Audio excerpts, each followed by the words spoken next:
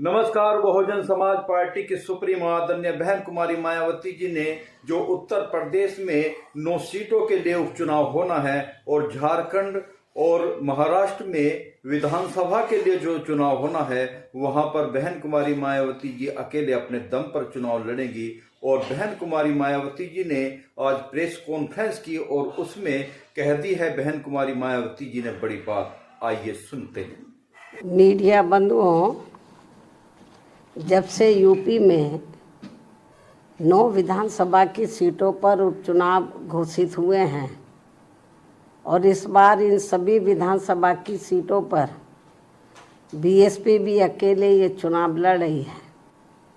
तो तब से बीजेपी व सपा गठबंधन की नींद उड़ी हुई है। जब से उन्हें मालूम पड़ा कि बीएसपी भी 9 विधानसभा की सीटों पर बाई इलेक्शन लड़ रही है, तो तब से बीजेपी व सपा गठबंधन की नींद उड़ी हुई है,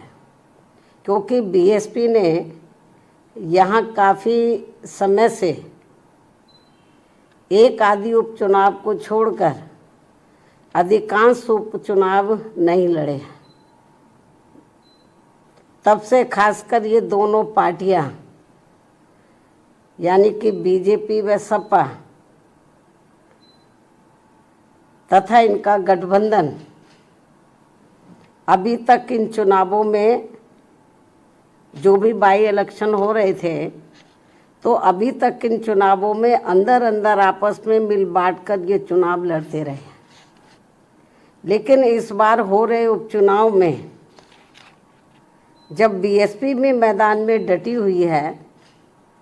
तो अब इन दोनों पार्टियों में इनके गठबंधन की काफ़ी परेशानियां बढ़ गई है, जिससे जनता का ध्यान बांटने के लिए अब बीजेपी बटेंगे तो कटेंगे और सपा एंड कंपनी के लोग क्या कह रहे हैं, जुड़ेंगे तो जीतेंगे। इन नारों को प्रचारित करने व इनकी पोस्टरबाजी आदि भी खूब करने में लगी है, जबकि इनकी हर मामले में रही दोगली सोच व नीतियों को ध्यान में रखकर वास्तव में होना ये चाहिए कि बीएसपी से जुड़ेंगे तो आगे बढ़ेंगे व सुरक्षित भी रहेंगे।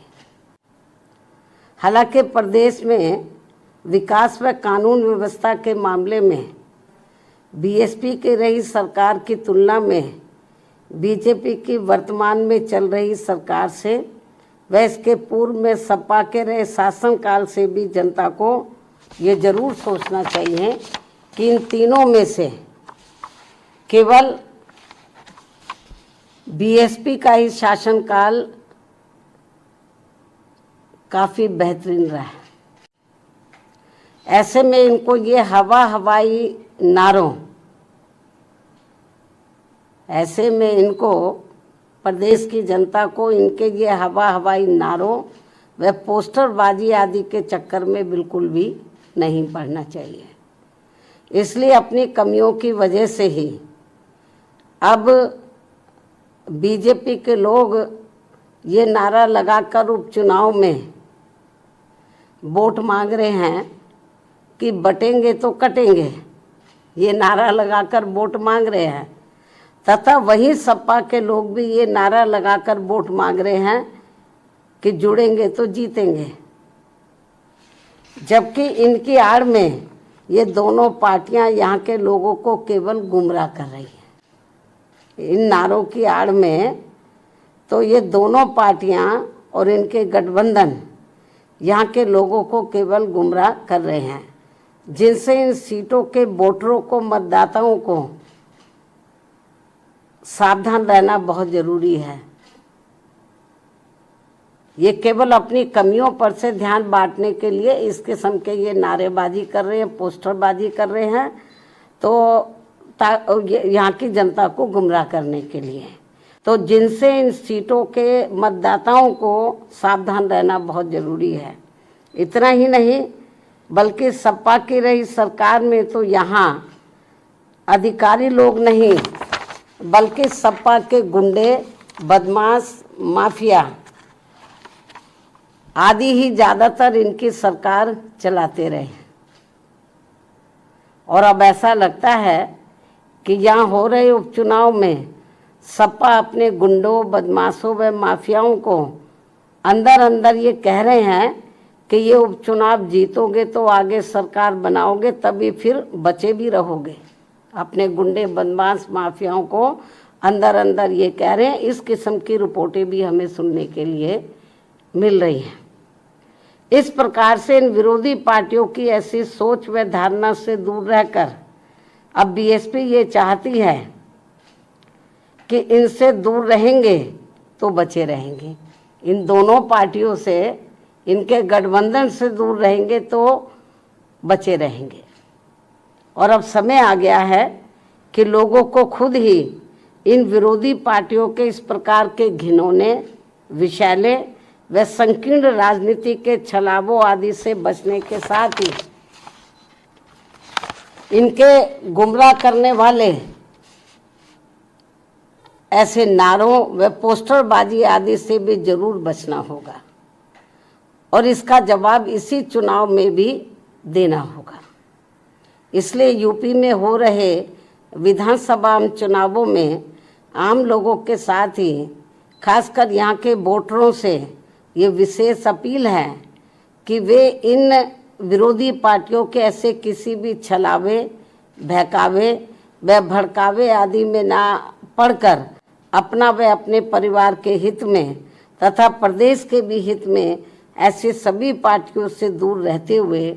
अपने वोट केवल बीएसपी उम्मीदवारों को ही दें, क्योंकि इसी में ही सबका हित निहित व सुरक्षित भी है।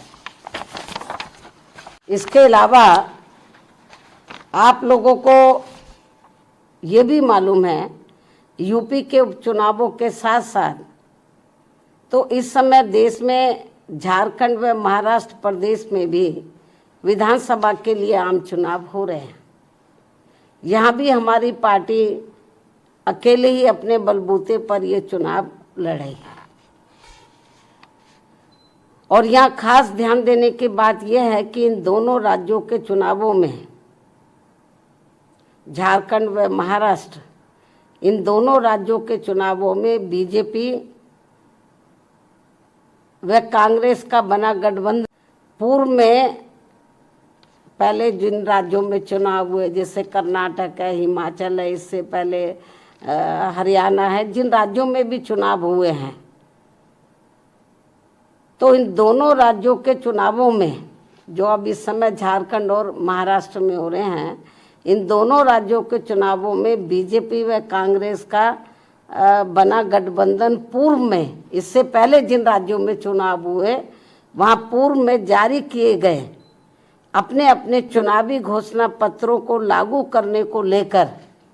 जो उस समय इन्होंने लागू किया था और किस्म किस्म के प्रलोभन दिए थे अपने चुनावी घोषणा पत्र में, उसको ये लागू तो कर नहीं पा रहे हैं। बहुत बुरा हाल है, क्योंकि कर्नाटक में काफ़ी कुछ गवर्नमेंट की पोजीशन खराब हो रही है, हिमाचल में भी हो रही है। हिमाचल में तो हालत ये खराब है वहाँ पे इतनी ज़्यादा गवर्नमेंट की कि वहाँ के सरकारी कर्मचारियों को वो वेतन तक भी नहीं दे पा रहे हैं। लेकिन चुनाव में इन्होंने बड़ी बड़ी गारंटी दे दी चुनावी घोषणा पत्र में। तो कहना मैं ये चाहती हूँ कि यहाँ खास ध्यान देने की बात यह है कि इन दोनों राज्यों के चुनावों में, यानी कि झारखंड और महाराष्ट्र में जो इस समय चुनाव हो रहा है, इन दोनों राज्यों के चुनावों में बीजेपी व कांग्रेस का बना गठबंधन तो पूर्व में जारी किए गए, इससे पूर्व में जिन राज्यों में चुनाव हुए वहाँ जारी किए गए अपने अपने चुनावी घोषणा पत्रों को लागू करने को लेकर इस समय अभी नया चुनावी घोषणा पत्र जारी नहीं किया है। इससे पहले जिन राज्यों में चुनाव हुए वहाँ इन्होंने चुनावी घोषणा पत्र जो जारी किए, तो पूर्व में जारी किए गए अपने अपने चुनावी घोषणा पत्र को लागू करने को लेकर एक दूसरे पर काफी आरोप व प्रत्यारोप लगा रहे हैं। जबकि इस मामले में ये सभी पार्टियां एक ही थाली के चट्टे बट्टे हैं, जिनके बहकावे में इस बार यहाँ की जनता को कतई भी नहीं आना है।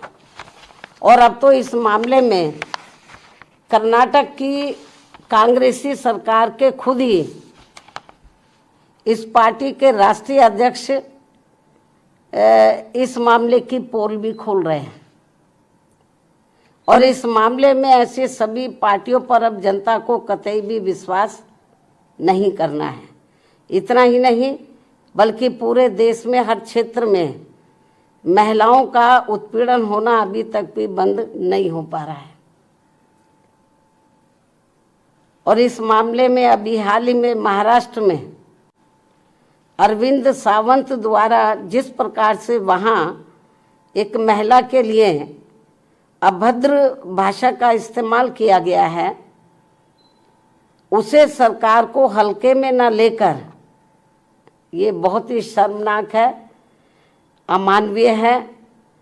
निंदनीय है। जो उन्होंने अभद्र भाषा का इस्तेमाल किया है तो उसे सरकार को, वहाँ की सरकार को हल्के में न लेकर बल्कि अति गंभीरता से लेते हुए उसके विरुद्ध सख्त कानूनी कार्रवाई करनी चाहिए, जो ये बहुत ज़रूरी है।